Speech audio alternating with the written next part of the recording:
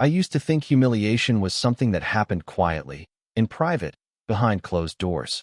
But that night, it wore a diamond dress and raised a glass in front of 50 strangers.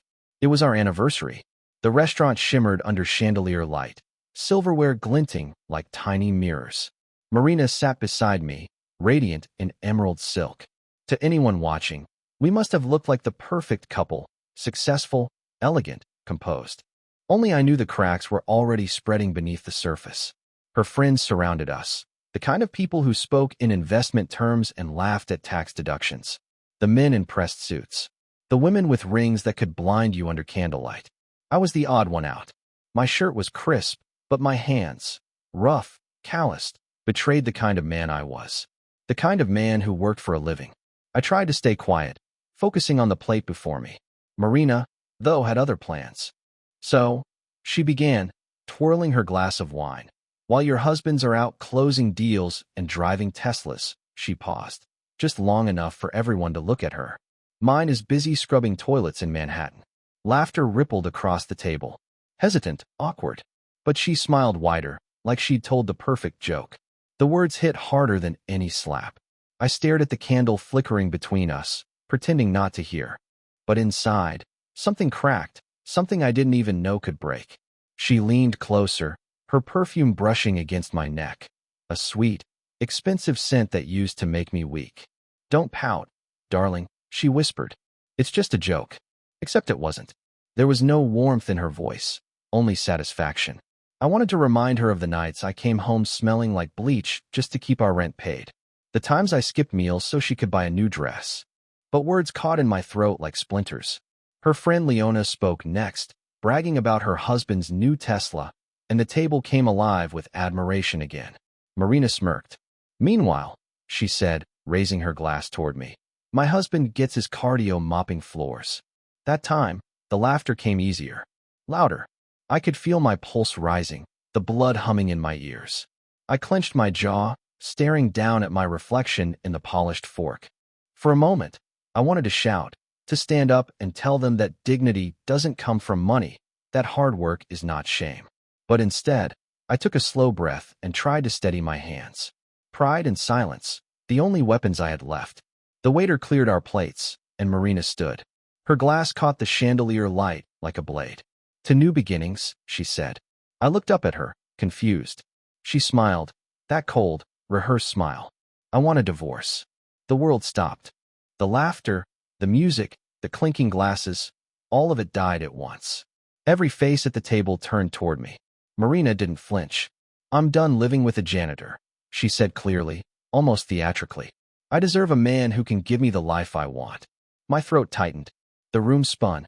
Her friends looked down, pretending to fix their napkins. Their husbands stared at their watches. And I just sat there, frozen in the middle of my own undoing. I stood. The chair screeched against the marble floor, loud enough to make everyone flinch. My heart pounded, but I said nothing. There was nothing left to say. When I reached the door, I turned back once, just once, and saw her watching me, the ghost of a smirk on her lips. She thought she'd won, that she'd broken me for good, but she didn't know what the night still had in store. The door closed behind me, and the city took me in, steam from grates, taxis grumbling, rain turning the sidewalk into dark silk. I stood under the awning tasting metal in my mouth, the taste of swallowed words. Marina's toast kept replaying in my head, that bright little dagger, to new beginnings. She thought mine would mean disappearing. She didn't know the night still had plans. I walked without aim, letting the rain press my jacket to my shoulders. Glass storefronts threw back a version of me I barely knew. Neat collar, careful hair, eyes too awake. Strangers drifted by trailing perfume and cologne, a soft chorus of invitation and indifference. A woman passed in a silver dress, fabric whispering along her legs. The sight stung like a memory of warmth. Wanting, even now, felt like proof that I hadn't been turned to stone. A black sedan slid to the curb as if the street had been waiting for it. The rear window eased down. A man in a dark suit leaned forward, his face arranged into courtesy. Mr. Cole, who's asking? Your father sent me. The words hit like the first clap of thunder before a storm decides itself. He extended a heavy envelope sealed in red wax. The lion's head crest I grew up seeing on letterhead, cufflinks, and expectations. He said tonight is the time, the man added, and the window rose. The car vanished into traffic, as if I were a missed step. I stood beneath a street lamp and turned the envelope in my hands. Rain speckled the paper like quiet applause. For a long breath, I simply held it, feeling the gravity of everything I had refused and everything I had become. Then I cracked the seal. Polished wood, clean ink. The handwriting was sharp enough to cut. Son, if you are reading this, you have carried yourself under pressure. It is time to shoulder what I built. In your way, not mine. Keys slid into my palm.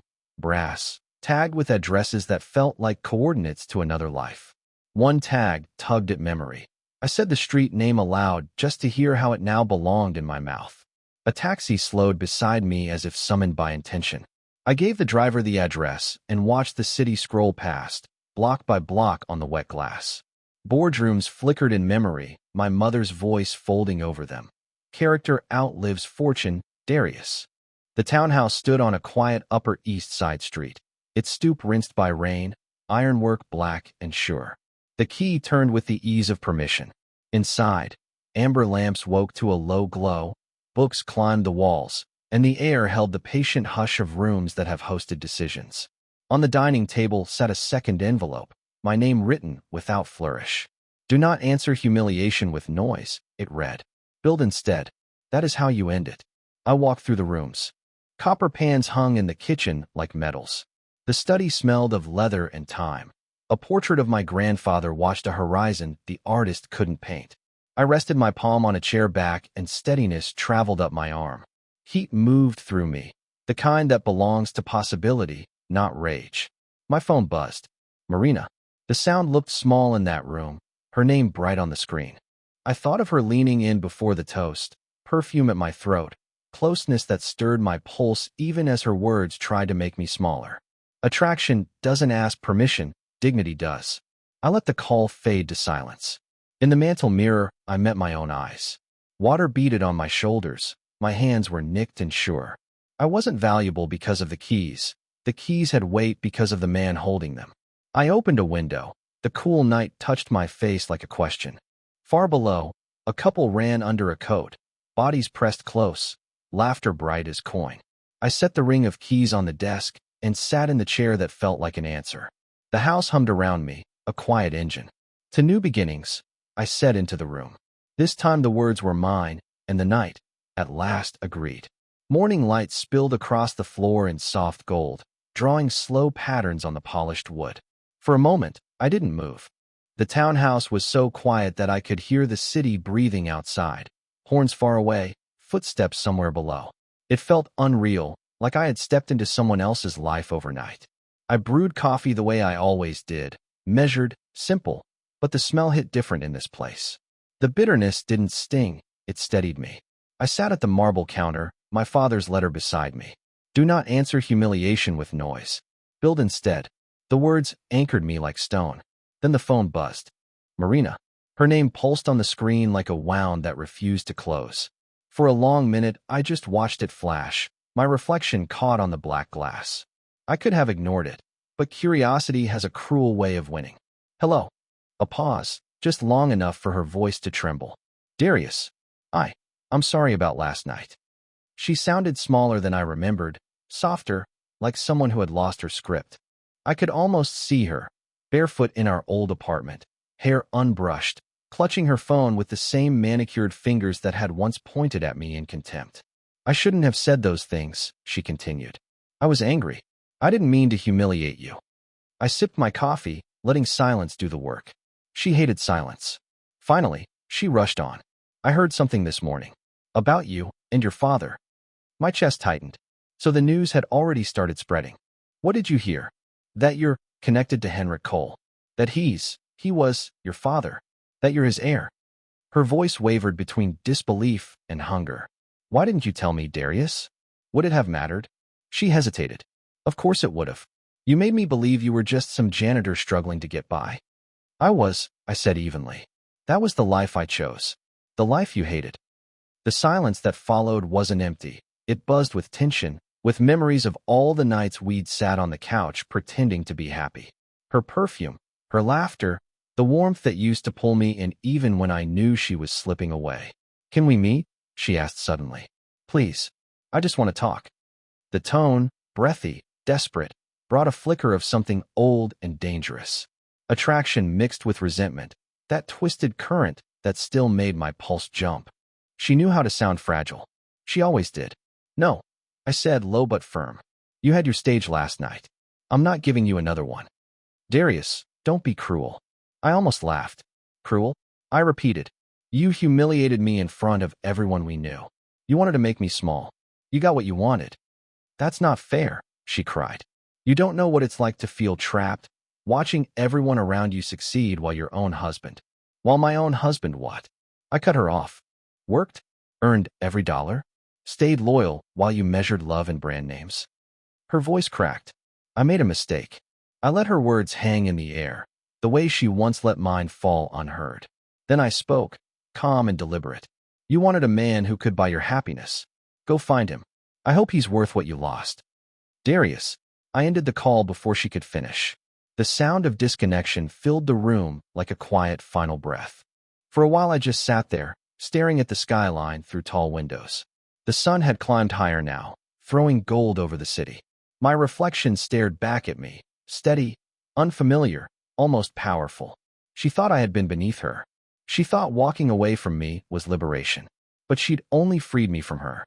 The phone buzzed again. Another call, another message, but I didn't look. Instead, I picked up the keys my father left. Each one gleamed like a promise waiting to be tested. A new life doesn't announce itself with fanfare. It waits quietly for you to open the right door. And I was ready to start turning locks. The first address on the brass ring led me a few blocks from the townhouse, to a limestone building where the doorman greeted my last name like a password.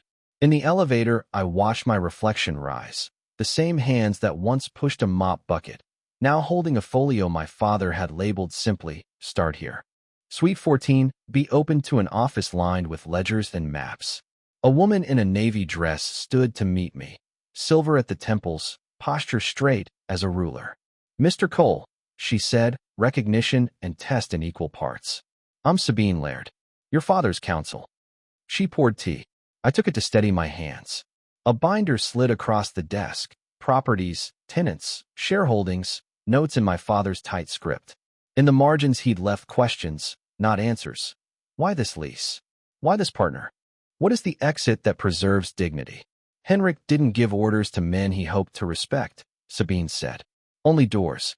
He expected you to choose which to walk through." Gratitude rose with a sting I knew as grief. "Why last night?" I asked. "Because humiliation reveals the spine," she said. "He wanted to know yours wouldn't bend the wrong way." We spent the morning on numbers that felt like streets I hadn't turned onto yet.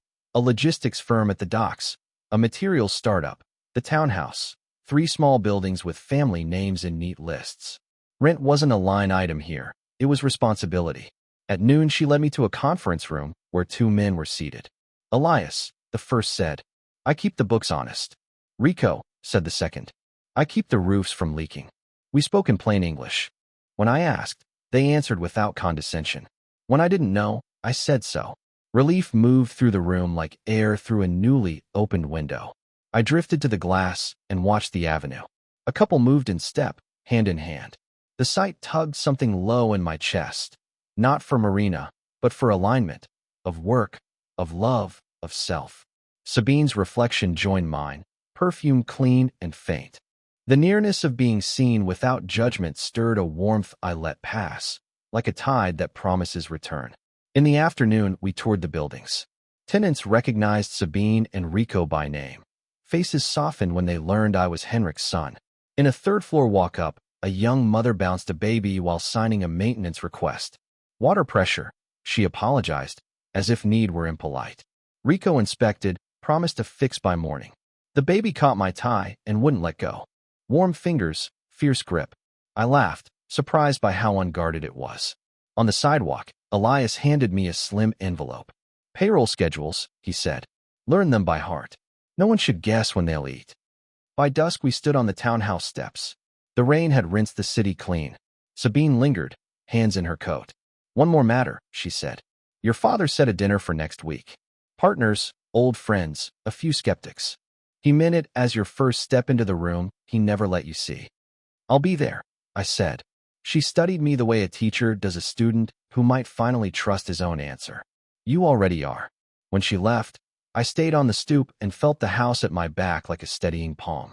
My phone buzzed, Marina's name, then an unknown number, then a journalist. I slid it away and answered none of them. Inside, I set the keys on the desk and opened my father's binder to a page I'd dog-eared. Character survives. I traced the ink and thought about the janitor who learned to make a floor shine. The trick wasn't the polish. It was patience, pressure, weight you apply with your whole body.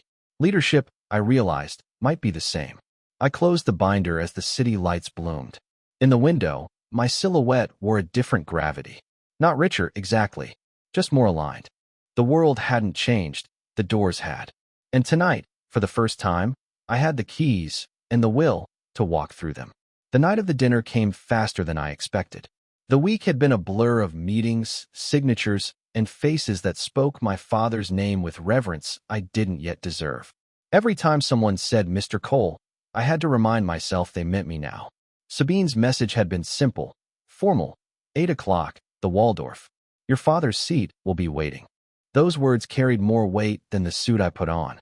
The hotel's chandelier glittered like frost when I stepped inside. Waiters moved in polished rhythm, the air thick with perfume, ambition, and old money.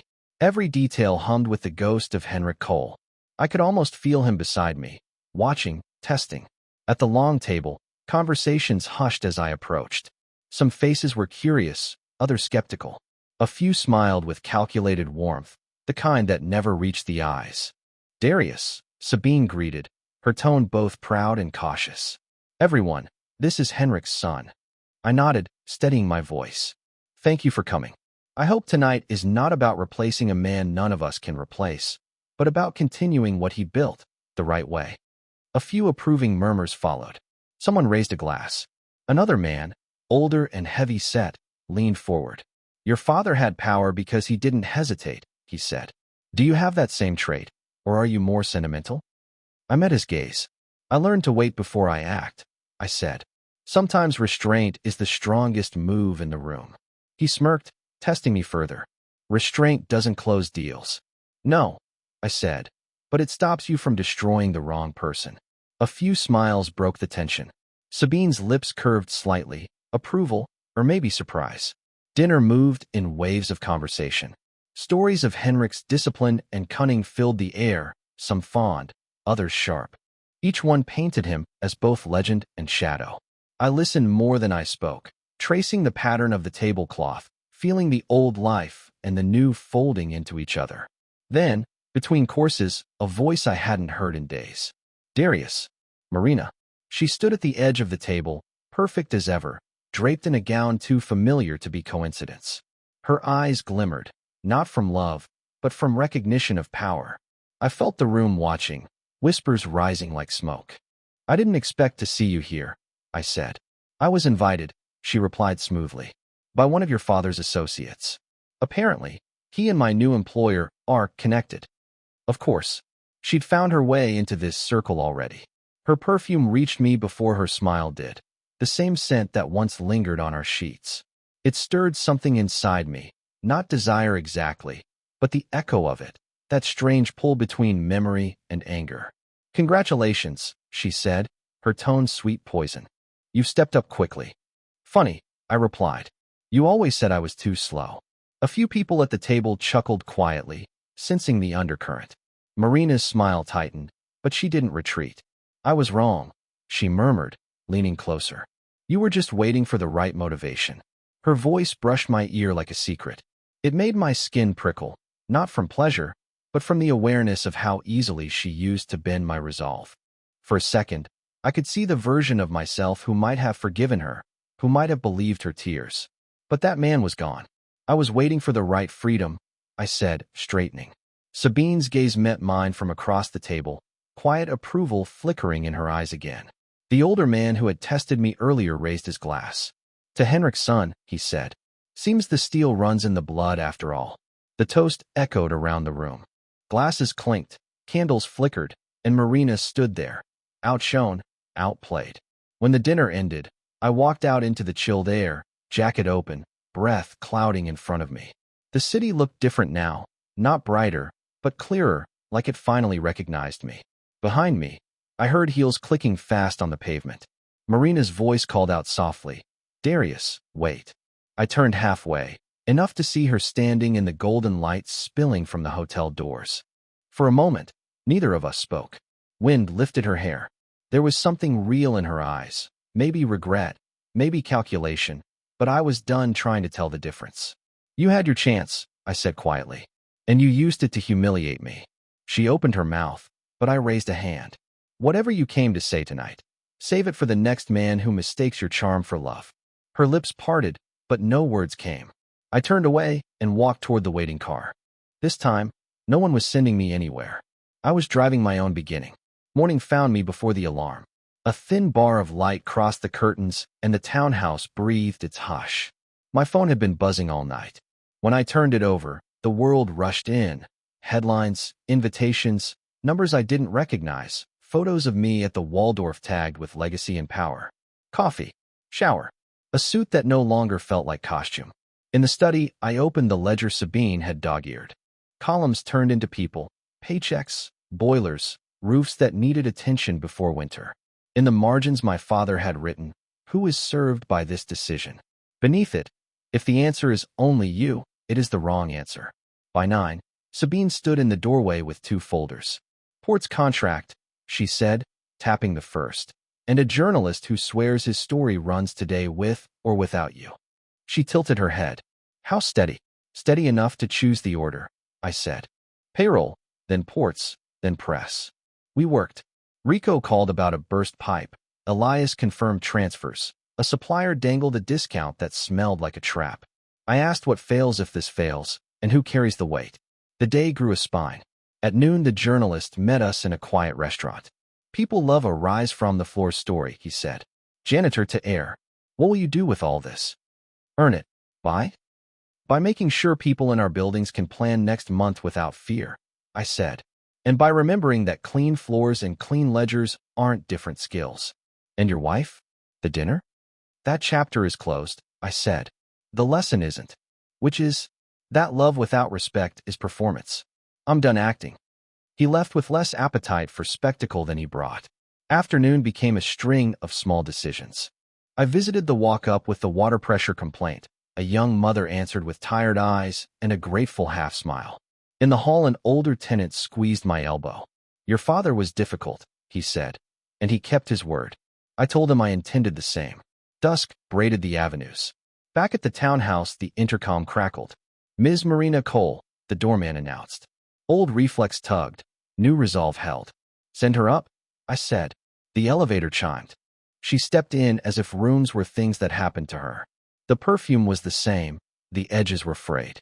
Her eyes moved from the keys on the desk to me. "I didn't come to fight," she said. "I came to admit I was wrong." I waited. "I wanted a life I could display," she said.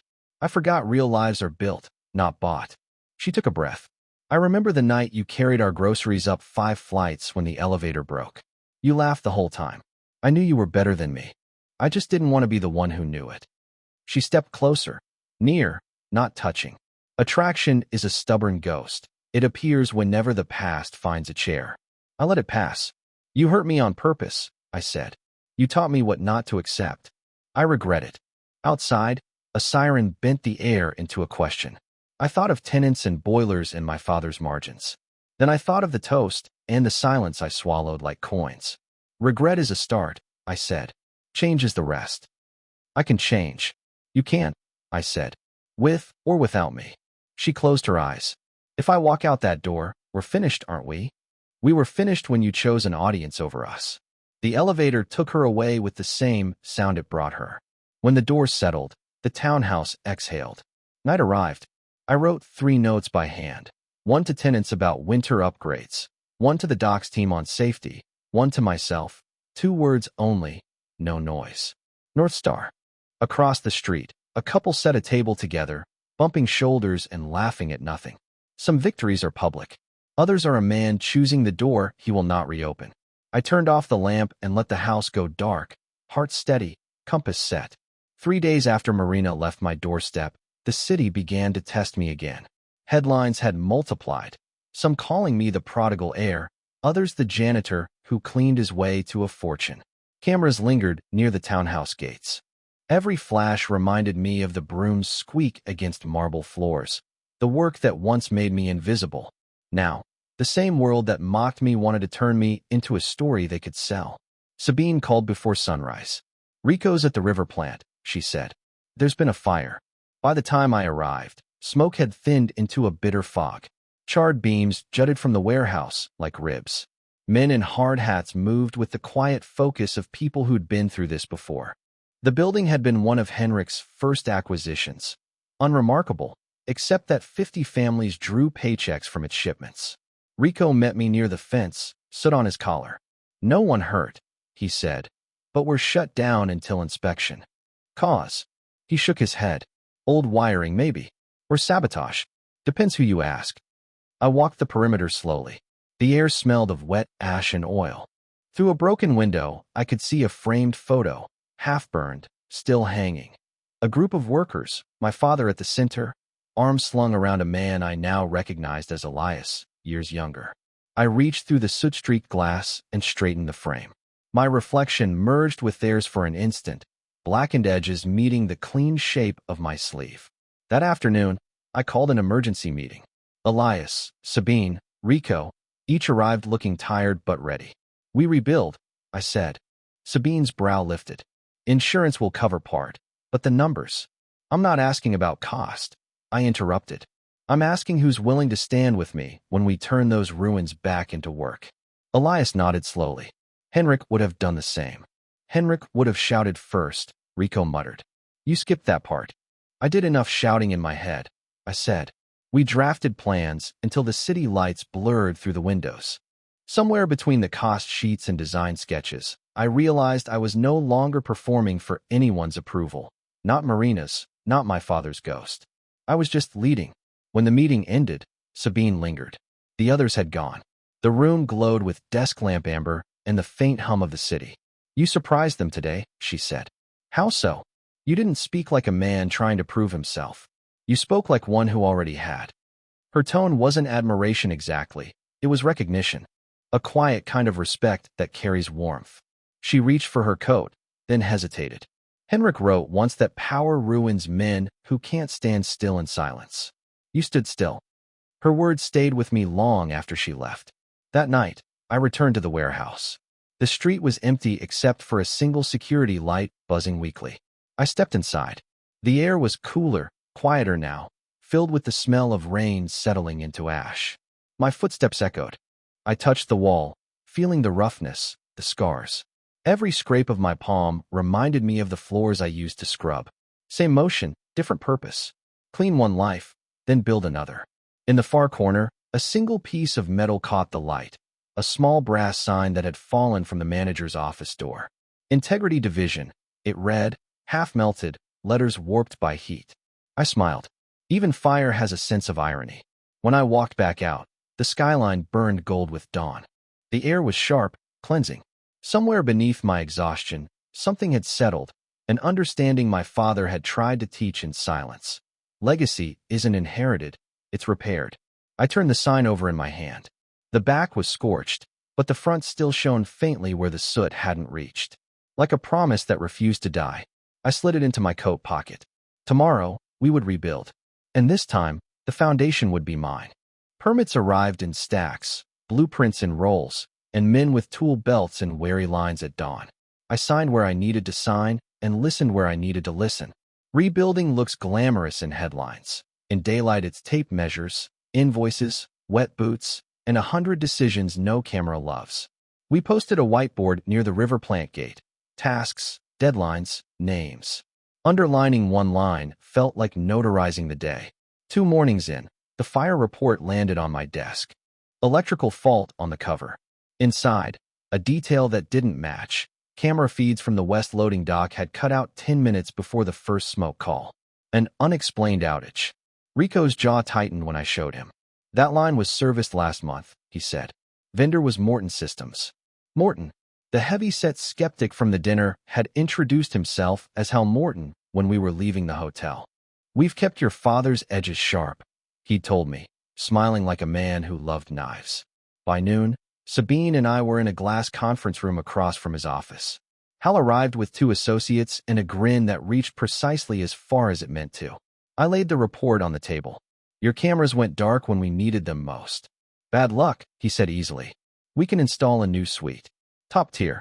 And we can move your permits to the front if you route the security upgrade through my nephew's outfit. Package deal. You'll be back online in weeks." "And if I don't?" I asked. He shrugged, palms up. "The city moves slow for strangers." Sabine didn't speak. I could feel her presence beside me like a level on a workbench, reminding me where straight lies. There it was, the price behind the smile. My father had warned me. Some men rent the rules and call it partnership. I slid the report back into my folder. "We'll pass." Hal's eyes cooled by a few degrees. "Son, this is how the city breathes. Paper gets lonely without friends." "Let it be lonely," I said. "Paper doesn't feed families. Work does." His grin vanished. "You'll regret that." "Maybe," I said, standing. "But I'll regret the other thing longer." Outside, the hallway felt colder. Sabine's sleeve brushed my wrist as we walked, small contact, steadying. "You know this slows us down," she said. "I know," I answered. "I also know what speeds he wanted." Slow it was. Inspections stretched. Deliveries missed their windows. Elias showed me spreadsheets that bled. We could keep payroll whole or push construction faster, but not both. I stared at the columns until they blurred into a river. Boats can carry only so much. People first. We called a site meeting at sunset. Workers circled up, faces streaked with dust and determination. I told them the truth. We'd be late, we'd be steady, and no one would miss a paycheck. A murmur passed through the crowd. Relief, disbelief, then something that felt like allegiance. A welder with a scar above his eyebrow slapped his glove against his palm. "Then we build like we mean it," he said, and the circle broke into motion. That night, alone in the study, I sold 2 non-essential assets and mortgaged a quiet property my father had always treated like a keepsake. The pen felt heavier than it should have. Integrity isn't free. It sends a bill with your own signature at the bottom. I signed anyway.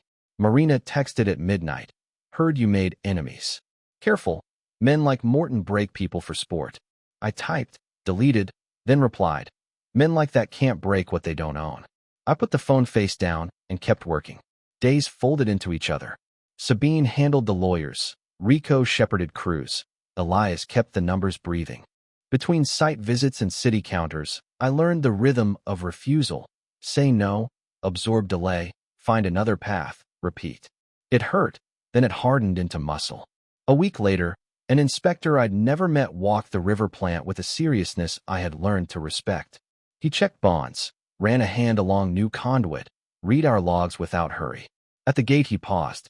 "Most folks try to push me past the part that costs them. You didn't.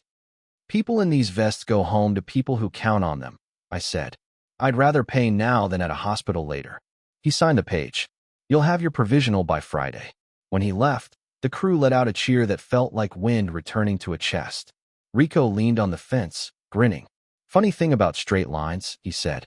"They look slow until you measure the distance." That evening, Sabine and I stood in the doorway of the manager's office, still blackened at the corners. I pulled the small brass plate from my pocket, the one I'd found in the ash. Integrity Division. We affixed it over the new frame with 2 bright screws. She pressed the last one in and stepped back, close enough that I could feel the warmth of her. Not a promise, not a performance, just presence. "You paid for this with time and blood pressure," she said lightly. "And a mortgage," I added. Her smile carried something unspoken. "Worth it."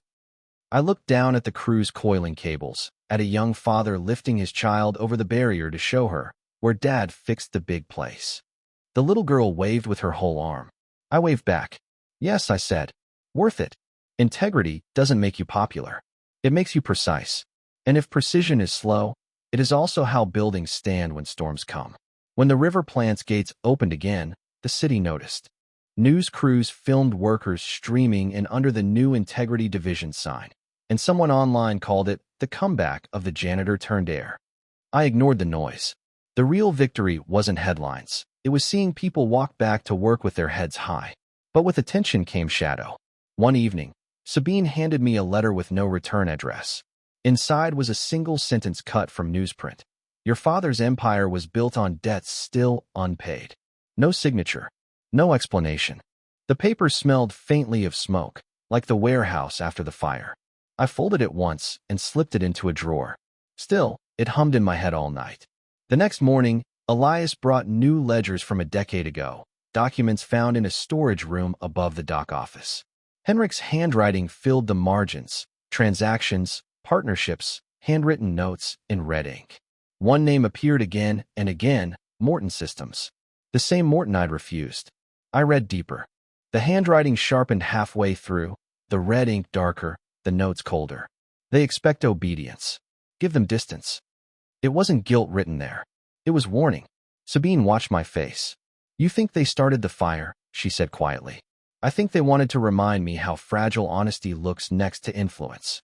She crossed her arms. And now that you know, I don't fight smoke with smoke. I'll use light. We started an audit. Every contract, every clause, every payment from the Morton accounts. Weeks of work, carried out quietly in a rented office with no signage. It was tedious, exhausting, but beneath the dust, the truth began to surface. Morton had been using shell companies to siphon money from supply contracts since before my father's death. The discovery hit like thunder. If I went public, it could drag Henrik's name through the same mud Morton rolled in. If I stayed silent, the rot would keep spreading. That night, Sabine and I sat in the townhouse study. The documents spread between us. Rain tapped the glass like a clock counting down. What would your father have done? She asked. Controlled it, I said. Buried it deep, where it couldn't embarrass the family. And what will you do? I looked at the brass plaque on the shelf. Integrity Division. Break the pattern. She studied me for a moment, then nodded. Then we go public. But carefully. The next day, I called a press conference at the river plant. No prepared speech, no teleprompter, just truth. The cameras blinked like restless eyes. My father built this company with strength. I began, but strength is nothing without transparency. We discovered corruption in an old partnership. It ends today. The contracts are void. Every stolen dollar will be repaid to those who earned it. Questions flew like arrows. Are you admitting fault? Is this an attack on your father's legacy? I steadied my voice. No, it's honoring it, by cleaning what others dirted. That line made the evening broadcasts. Morton called the next morning, his voice venom wrapped in velvet. You made a mistake, boy. You just told the city where to find your throat. I hung up before he could finish. Some threats don't need replies. Days later, the inspector who had signed our rebuild permit stopped by unannounced. He carried a thin envelope, city verification that Morton Systems was under investigation. You didn't bend, he said. That's rare. Straight lines, I replied. They take longer to draw. After he left, Sabine appeared in the doorway, holding 2 mugs of coffee. Her smile was small but sure. You just painted a target on your back, she said. I know. She stepped closer, set a mug by my hand. At least it's your own back. We stood there, the quiet between us thick with exhaustion and something deeper, a trust forged in the same fire that had tried to break us. Outside, the city hummed. The lights no longer felt like judgment. They felt like proof that I still stood. For years, my father's name had carried weight. Tonight, for the first time, so did mine. The summons arrived like a dare, a closed-door mediation at a private club on 57th, requested by Morton's attorneys. Sabine read it twice, then looked up at me. They'll offer a settlement that buys your silence, she said. Money in one pocket, a leash in the other. I won't wear it, I answered. We walked in anyway. Choose the right battlefield, or the wrong one chooses you. Inside, velvet chairs and portraits tried to make power look inevitable. Hal Morton sat with his back to the window, 2 lawyers beside him. He smiled without heat. You've had your press moment. Retract your statement, renew the contracts through our affiliates, and we'll fast-track everything you need. Otherwise, delays become structural. Sabine laid a folder on the table. Receipts. Wire records. Contract fragments that spelled the thing his grin had always hidden. No, I said. You'll repay what was taken. You'll release our permits. And you'll accept an independent monitor for any city work you touch. Or we go to the state attorney tomorrow. For a heartbeat, calculation clouded his eyes. Then came the move he trusted most. You think your father stayed clean because he liked the smell of soap? He knew how this city breathes. My father taught me to survive, I said. I intend to live. The room cooled. He pushed back his chair. You'll regret picking the hard door. There were only three, I said. Sell out, burn out, or stand up. I picked the one my name can carry. Outside, winter had found its first real wind. On the sidewalk, a figure stepped from the shade. Marina. No audience. Just her, coat belted tight, eyes bare in a way I remembered. I heard you went to war, she said softly. I went to work. She nodded. I deserved what you said the night I came to the townhouse. I'm trying not to be the woman who needed a room to clap before she could love what was in front of her. Not asking you for anything. Just telling the truth while I still recognize it. For a second, a warmth tugged. A memory of Sunday mornings and shared coffee. One is stubborn, but so is clarity. Thank you, I said. May your next beginning be quiet and real. She smiled, small and honest, and let me go. The river plant reopened 2 weeks later. Crews filed in beneath the new sign, and the line supervisor rang a brass bell that hadn't sounded since before the fire. The noise shot through my chest like joy remembering its way home. I walked the floor with Rico and Elias, shaking hands I knew by first name now. The inspector signed the final page with a pen he tapped twice against the clipboard. That evening, we held a small gathering in the warehouse office. No stage, no reporters, just coffee and the people who had dragged the place back to life. Sabine leaned against the doorframe. There's a mythology that men inherit power, she said. What you inherited was responsibility. Power came after. I set the scorched brass plate on the rebuilt shelf, Integrity Division, and fixed it there with 2 screws. Keep it crooked, Rico joked. Reminds us what we fixed. We left it a fraction off, a truth you could see. Later, alone in the townhouse, I opened my father's last letter again. The paper had softened at the folds. The ink had not. Do not answer humiliation with noise. Build instead.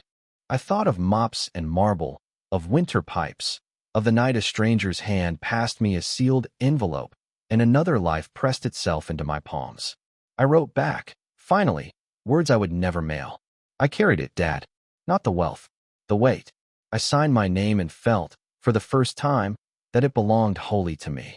Before bed, I went to the window. Across the street, a couple set out 2 plates and a candle. They bumped shoulders and laughed at nothing. In the glass, my reflection stood taller than the skyline and simpler than the suit. To new beginnings, Marina had said. To steady ones, I answered. And the city agreed.